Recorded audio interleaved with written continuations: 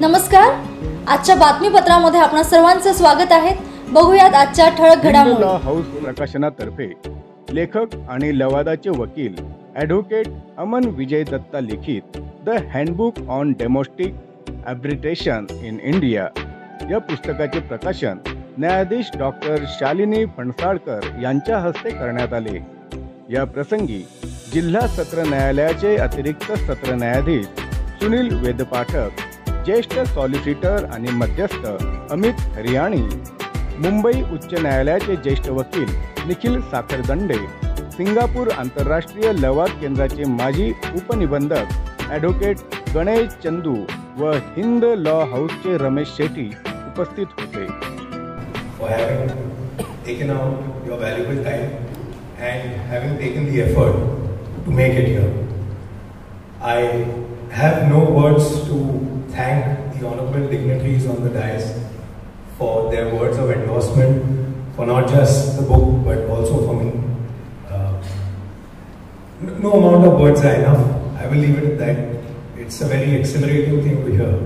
That's all I can say.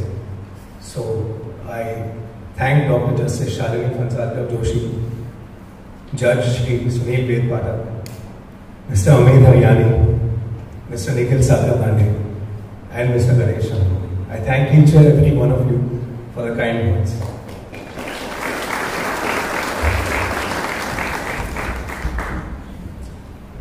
That said, I welcome you all to the launch of the Handbook on Domestic Arbitration in India. So, my family, my friends, my colleagues, senior members, some of whom from the Pune Bar are present today, Mr. Kanetkar, Mr. Bhalirao, Mr. Ganu, Lalita ma'am, Ashish sir, all of you, my clients and my parents, Dr. Anjun Datta and Mr. Vijay Datta. While I could begin by speaking about the handbook itself, given the words that have been said by such distinguished names within the legal profession and in the arbitration space, it would be a disservice on my part to say anything about the book, or at least say too much about the book. What I will do instead is give some insight into why this book came into being, and more important, how the book came into being. So, I'll start at the beginning. My first brush with the subject of arbitration was while I was part of this great institution as a student. It was a subject I believe was taught to us in the 4th year, back in the year 2015. Now, of course, my interests back in the day were to merely pass the university exams, and so my knowledge of the subject was quite subsurface, to say the least. That said, for some unexplainable reason, the words SBP, Patel Engineering, judicial in nature, Booz Allen Hamilton, arbitrability, and so on, they never really left my mind.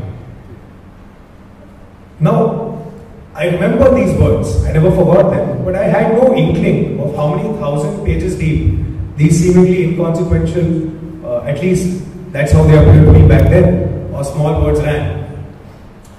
My understanding was subsurface, I say, because to my uninformed mind, I must confess, there seemed to be no significant difference between arbitration, conciliation, and mediation. They all seem to be different shades of the same color. Color which sure looks beautiful, but seemed like it would be used on the canvas of everyday private party disputes. Fortunately for me, and I must say unfortunately for the arbitration ecosystem of the country, my subsequent interactions with students, people from outside of the profession, and even within the profession, made me realize that I wasn't alone in this understanding. It was only when I finally read the landmark ruling of the Supreme Court in A. Ayyaswamy versus A. Paramaswaran that I really applied my mind to the subject of arbitration. It was a judgment on the issue of arbitrability in cases where pleas of fraud have been raised. And I read that judgment for the purposes of authoring an article while I was at Haryani & Co. But it was only at this time that I first put any thought to the subject as a whole. And quite frankly, I didn't get my first crack at detailed or thorough arbitration work until 2 years after. That's the first time that I really applied my mind to the Act of 1996 itself. Now, the arbitration went on for years, over 4 years to be precise. But when it did end, it didn't take more than a year for the parties to finally put an end to their dispute. And that is when I finally realized the power of this system or method of resolving disputes. Why do I say that? Because I assure you that a case of that kind would remain pending on the file of a court of law for decades and decades. That is the unfortunate truth of our justice delivery system. And I must say this, once a practitioner spends enough time in the legal system, so to speak, we realize that our issues are not to do with judicial discretion or court holidays or any one of the 100 different reasons that are given. They have to do with reasons which run much deeper.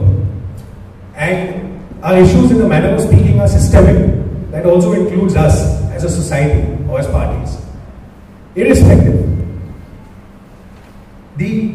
Coming back to the subject of arbitration itself, it was only at this point that I truly understood what a well-conducted arbitration could actually lead to and do.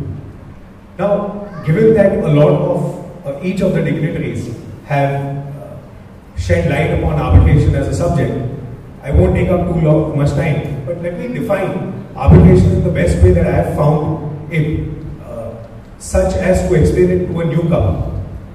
One might say that arbitration is an expedited way of trying a case before a judge or a decision maker who is known as the arbitrator.